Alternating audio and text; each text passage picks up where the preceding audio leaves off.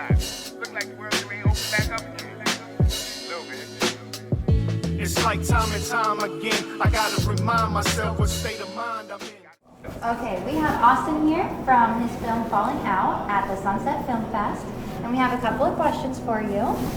First and foremost, what inspired you to create this film?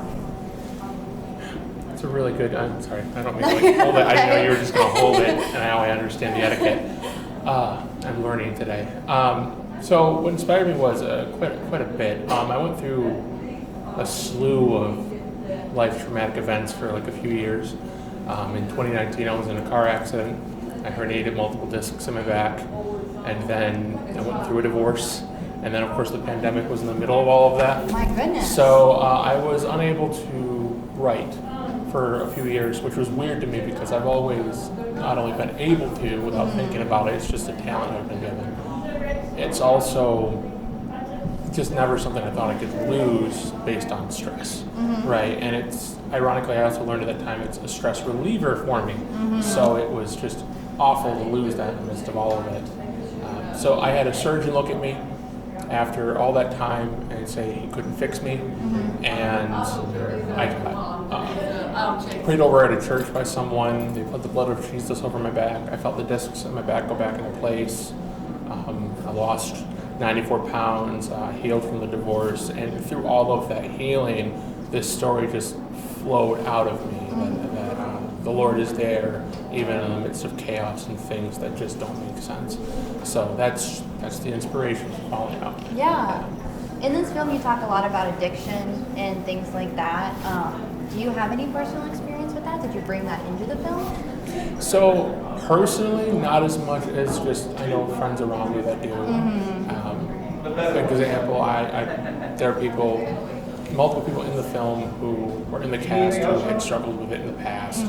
That's one of the reasons why they were so perfect for it. Because, example, Devin Peters, who played Harry, the sober 3 years and now alcoholic man, he had been around that party scene, so he was actually able to help me like make the heroin look accurate because he's been around it and I haven't. Yeah. You know, I write the words, but I don't actually, I was just thinking throw flour into a bag, and he's like, that's not what that looks like. So it just really worked out that just God provided the correct people in order to make sure everything just fell into place.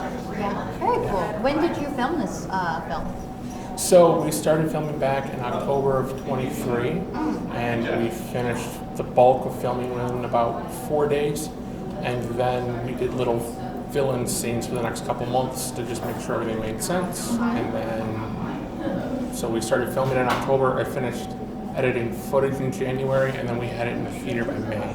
Wow. It was fast. That's really impressive. Thank you. That's very impressive. Which scene are you most proud of? It's a toss-up. Who's going to watch this? I don't want to spoil anything. Oh, good point. Probably. Yeah. There's a scene in here where I'm in tears, and it was very hard to capture that moment because I actually didn't want to act in this at all, and I didn't believe in myself as an actor. I casted 3 people I knew could do it, and then the one guy just dropped out that last week, and I said, you know what, I have to throw my hat in the ring and just go for it. And thankfully, I've improved a lot through all of the trauma. Trauma's really good if you want to be an actor.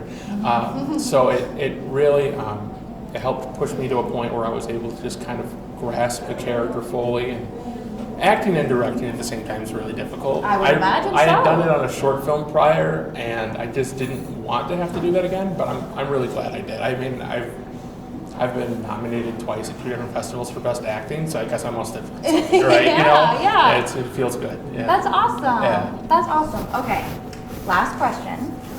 What's the one message you hope viewers get from this movie? That God's right there. Always. Good Right classic. there. Yeah. Very Yeah. nice. Very Yeah. cool. Well, thank you very much. Thank you. Look like the world ain't open back up again. A little bit. It's like time and time again, I gotta remind myself what state of mind I'm in. Gotta steal my Tomorrow's not promised him, so give flowers to the kid now and honor him. word. Over time, though, the truth will be told. That time brew music, chicken soup for the soul.